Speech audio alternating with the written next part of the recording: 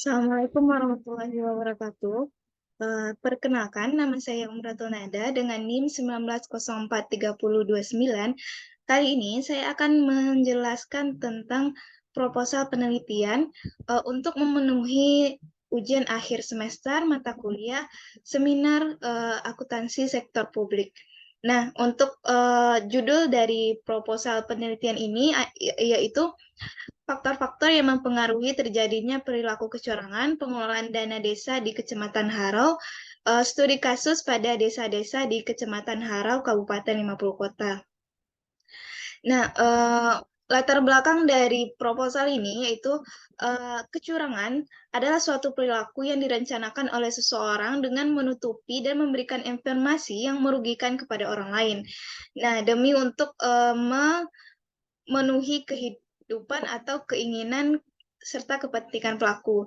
Dari beberapa kategori tindakan penyimpangan, kecurangan ini termasuk ke dalam kategori melanggar hukum.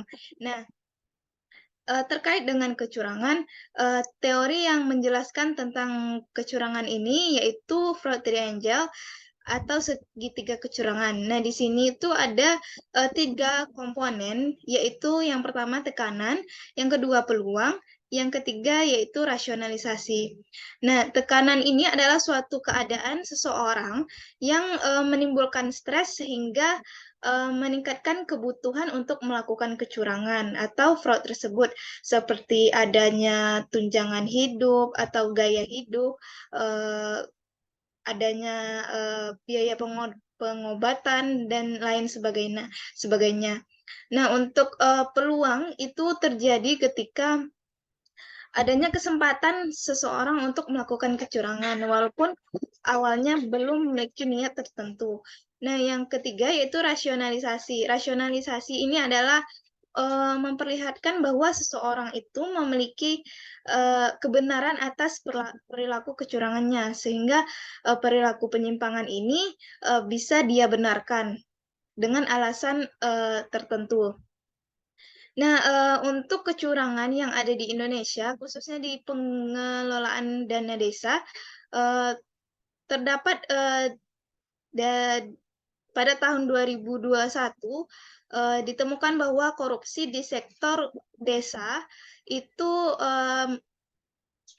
meningkat dari tahun sebelumnya, yaitu dari 154 kasus di sektor anggaran dana desa dengan jumlah tersangka 245 orang pada tahun 2020 itu hanya 129 kasus dengan 172 tersangka. Nah, pada studi ini peneliti mengambil pada daerah Kecamatan Kecamatan Harau di Kabupaten 50 Kota, tepatnya di Nagari Solok Biobio.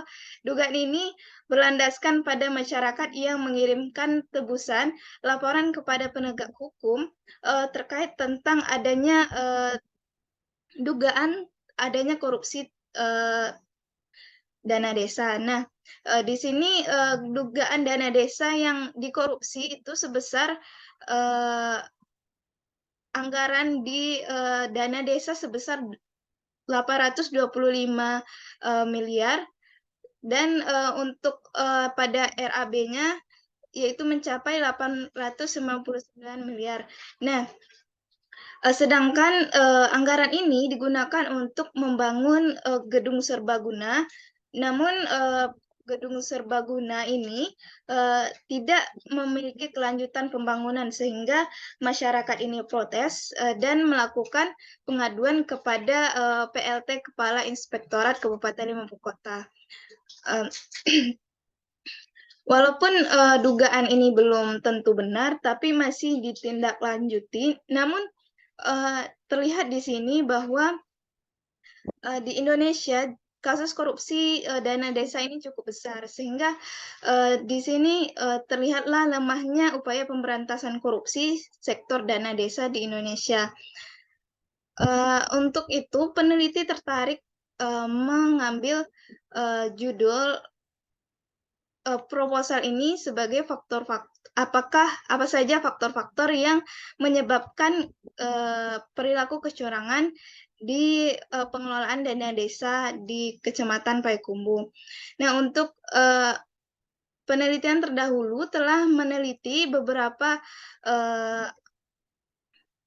objek, yaitu perbedaannya dengan penelitian terdahulu, yaitu adanya beberapa variabel yang tidak konsisten antara penelitian satu dengan penelitian lainnya, sehingga peneliti di sini mengambil variabel yang tidak konsisten tersebut sebagai penelitian kali ini. Nah, selanjutnya untuk rumusan penelitian proposal ini adalah yang pertama, yaitu apakah penegakan peraturan berpengaruh negatif terhadap perilaku kecurangan dalam pengelolaan dana desa. Yang kedua, yaitu apakah budaya organisasi berpengaruh negatif terhadap perilaku kecurangan dalam pengelolaan dana desa. Yang ketiga, yaitu apakah komitmen organisasi berpengaruh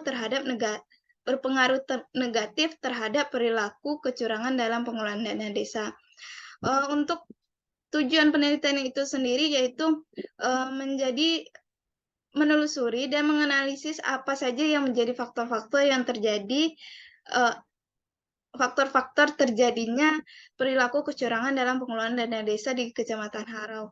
Untuk manfaat penelitian ini sendiri untuk pemerintah, yaitu penelitian ini bisa memberikan informasi mengenai faktor-faktor yang dapat mempengaruhi terjadinya perilaku kecurangan dalam pengelolaan dana desa, sehingga dalam informasi tersebut bisa menjadi acuan atau informasi tambahan bagi pemerintah dalam mengurangi tindak kecurangan dalam pengelolaan dana desa. Untuk penulis sendiri, yaitu memberikan pemahaman secara nyata untuk menguatkan teori yang telah ditempuh selama perkuliahan. Untuk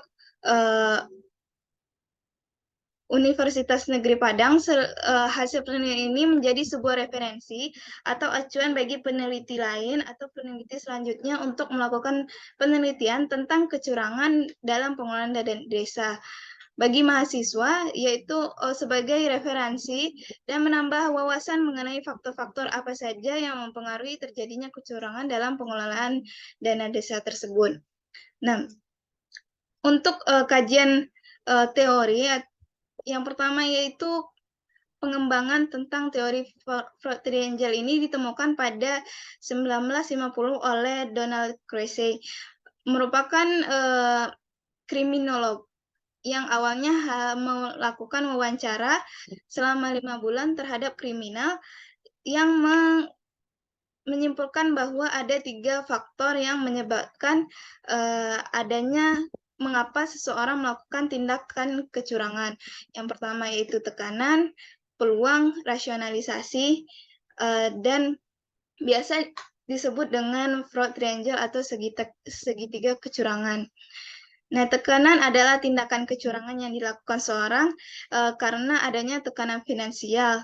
Seorang melakukan kecurangan disebabkan tekanan yang ada pada pribadinya sendiri. Misalkan ada hutang, biaya pengobatan, keserakahan, ataupun individu tersebut tidak dapat berbagi kepada orang lain. Nah, yang kedua itu peluang atau opportunity. Peluang merupakan situasi di mana kesempatan untuk melakukan tindak kecurangan. Yang ketiga yaitu rasionalisasi, adalah perilaku ataupun norma tertentu memprovokasi untuk melakukan tindak kecurangan. Nah, di sini rasionalisasi ini membenarkan sesuatu yang sudah salah, sehingga tindak kecurangan itu dianggap sebagai hal yang benar karena alasan-alasan tertentu. Nah,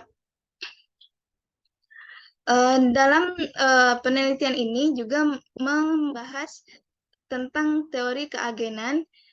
Teori keagenan yaitu teori yang ditemukan pertama kali oleh Jensen dan McLean pada tahun 1976.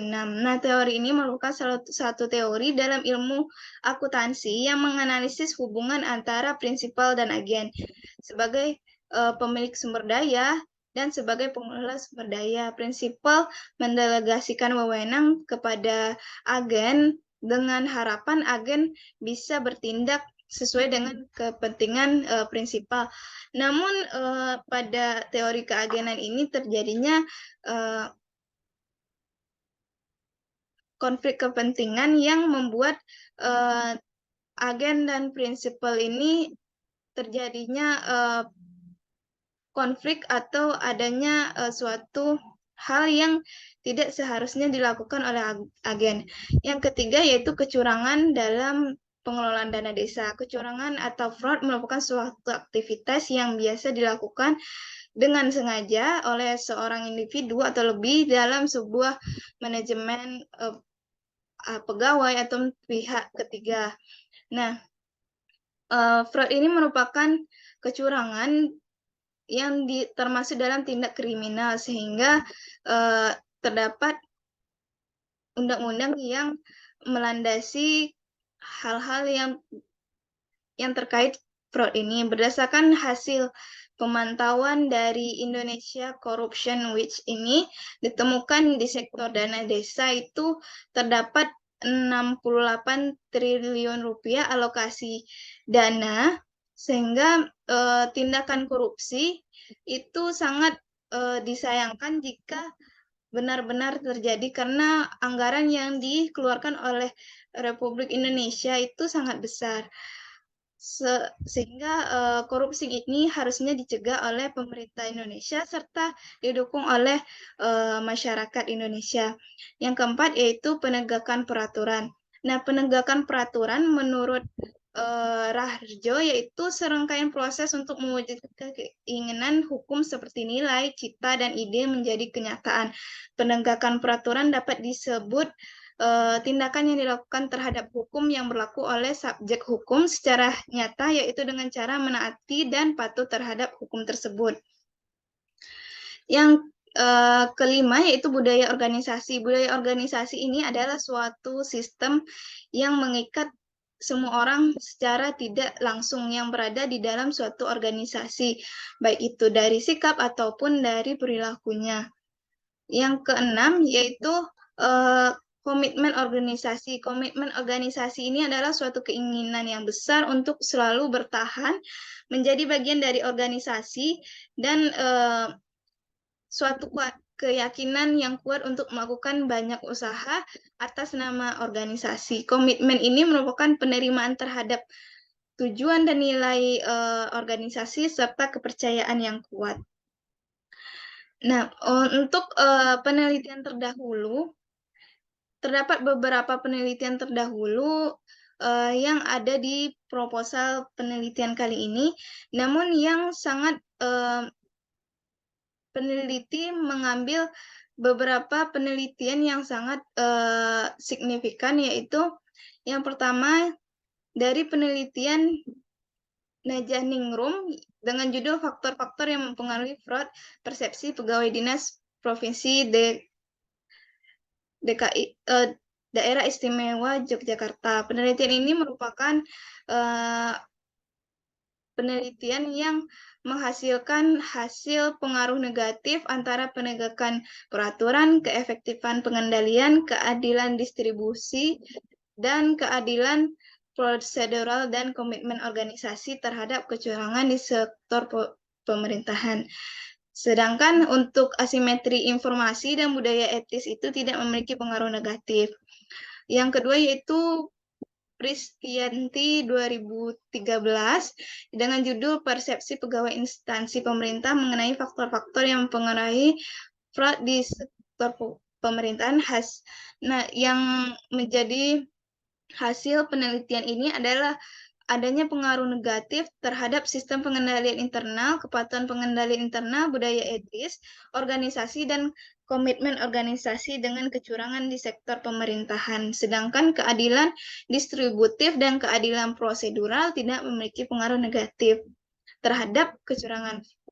Nah, Perbedaannya dengan penelitian terdahulu yaitu pada objek penelitian, populasi, dan sampel yang berbeda, yaitu di desa-desa di Kecamatan Harau. Selanjutnya penelitian Zulaika yang berjudul Faktor-faktor yang mempengaruhi Closerman Fraud, sebuah kajian dari perspektif persepsian auditor, sebuah kajian dari perspektif auditor eksternal menjelaskan dalam pengadaan barang dan jasa, kecurangan dipengaruhi oleh kelemahan dalam sistem pengadaan, kurangnya kualitas pelaksanaan pengadaan, serta adanya niat fraud dari pelaksanaan pengadaan. Dari niat berbuat fraud yang dipengaruhi oleh attitude, norma subjektif, dan perceived behavioral control. Nah, selanjutnya itu penelitian Didi dan Kusuma dengan judul faktor-faktor yang berpengaruh terhadap kecenderungan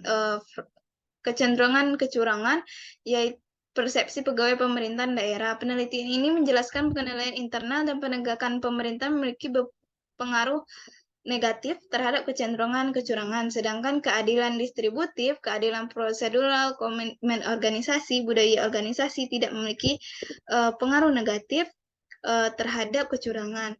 Nah, perbedaan penelitian ini terhadap penelitian sebelumnya yaitu dalam penelitian ini menggunakan variabel yang berbeda sehingga juga menggunakan objek yang berbeda, populasi, serta sampel yang berbeda.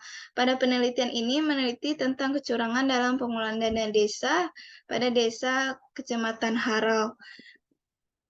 Nah, untuk metode penelitian, penelitian ini merupakan jenis penelitian kuantitatif dengan metode survei dengan metode pengumpulan data menggunakan kuesioner. Untuk populasi dan sampelnya, yaitu populasi berasal dari perangkat desa-desa di Kecamatan Harau. Untuk sampelnya yaitu setiap kepala desa, kepala seksi pemerintahan, kepala seksi kesra dan pelayanan, kepala urusan keuangan, kepala urusan umum, dan perencanaan setiap desa. Nah, jenis dan sumber data di sini yaitu termasuk jenis data primer dengan sumber data dari pengolahan data dari kuesioner yang dikumpulkan langsung oleh peneliti sehingga dapatlah hasil dari data primer. Metode pengumpulan data dan teknik analisis data yang digunakan di sini yaitu analisis data menggunakan metode statistik dengan bantuan software SPSS yang digunakan untuk menguji data dan hipotesis. Nah, dalam penyebaran kuesioner diberikan kepada masing-masing perangkat desa, yaitu terdiri atas 11 desa atau nagari di Kecamatan Harau, yaitu ada Kecamatan Batu Balang, ada Nagari Batu Balang, Nagari Bukit Limau, Nagari Gurun, Nagari Harau, Nagari Kototuo, Nagari Lubuk Batingko, Nagari Pilubang, Nagari Sari Lama, Nagari Solok Bio-Bio, dan Nagari Taram Tarantang. Nah, untuk variabel dalam penelitian ini sendiri yaitu terdapat satu variabel dependen dan dua variabel independen. Variabel dependen di sini yaitu tindakan kecurangan dalam pengelolaan dana desa di Kecamatan Harau. Variabel independennya terdiri atas 3 variabel, yaitu penegakan peraturan, budaya organisasi, dan komitmen organisasi. Variabel ini dipilih berdasarkan penelitian terdahulu yang variabelnya tidak hasil variabelnya tidak konsisten, sehingga peneliti ingin mencoba meneliti apakah hasil dari variabel tersebut pada Kecamatan Harau. Nah, sekian dari saya tentang penjelasan proposal penelitian kali ini. Maaf jika ada kesalahan. Assalamualaikum warahmatullahi wabarakatuh.